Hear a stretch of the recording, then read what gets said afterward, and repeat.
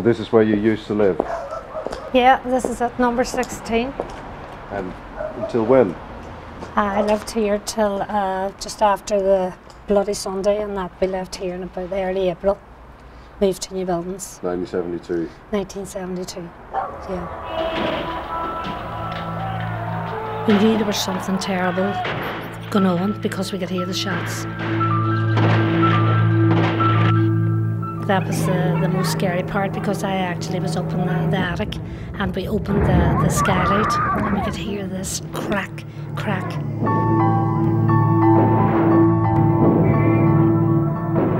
You knew that it was shots, and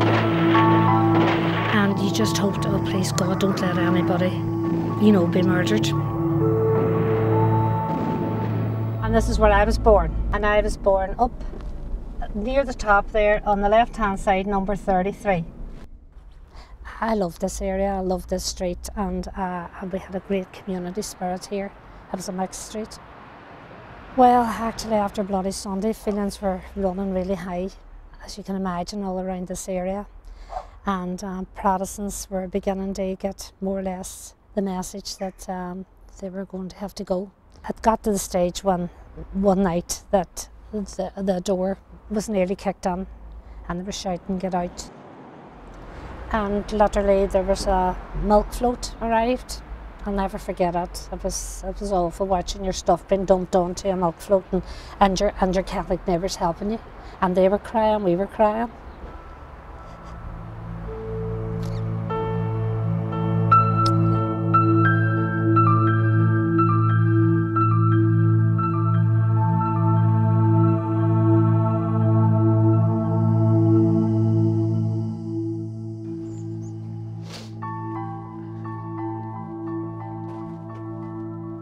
These are your petrol bombs. This one here, the rag's still inside it, as you can see.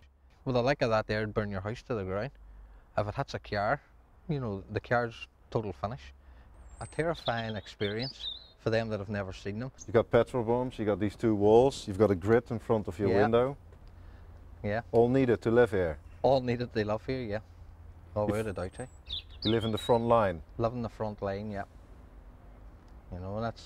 That's all I've ever known. What I've been brought up in. Every morning you look at the same thing, big wire fence, We're the only Protestant estate left on the West Bank. When you look all around you, there's thousands upon thousands of nationalists. So as far as we would be concerned here, we'd be a thorn in their side, as long as the fighting maintains on this side of the water, Can you see yourself living together in peace? That's a hard question, hey? I would like to think so. But at the minute, no, definitely not.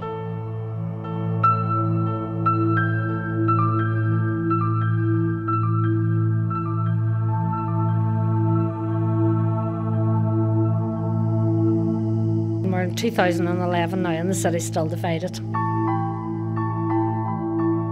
This community feels still, to this day, feel very isolated, and they still feel cut off.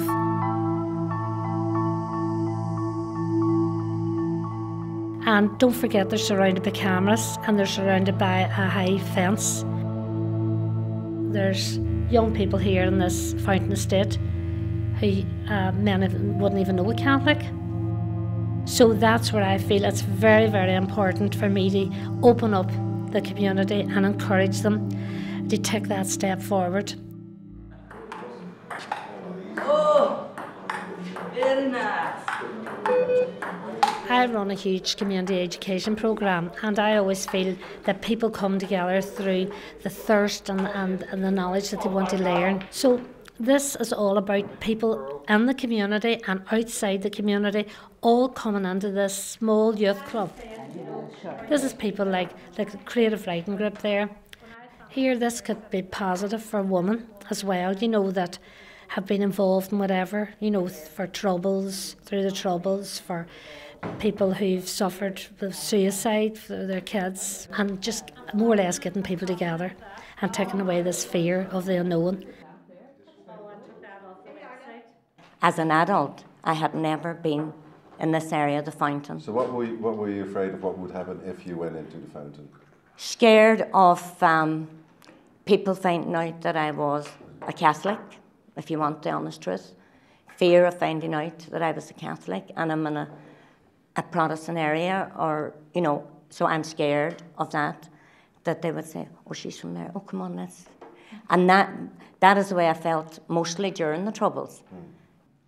You can sit there and you know, there's a lot of tears on at that group, there's a lot of laughter and there's a lot of sharing, you know, and I think, you know, when you listen to them and realise that a Catholic woman can sit down and say she feels quite comfortable coming into this community, that's achieved something really good here, you know.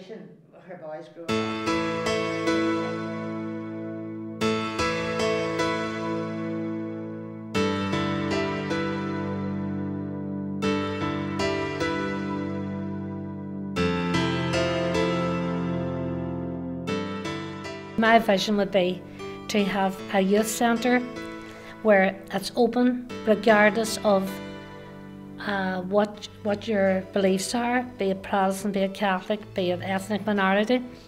I would love to have a centre in this city that all kids could go in and out and not feel threatened.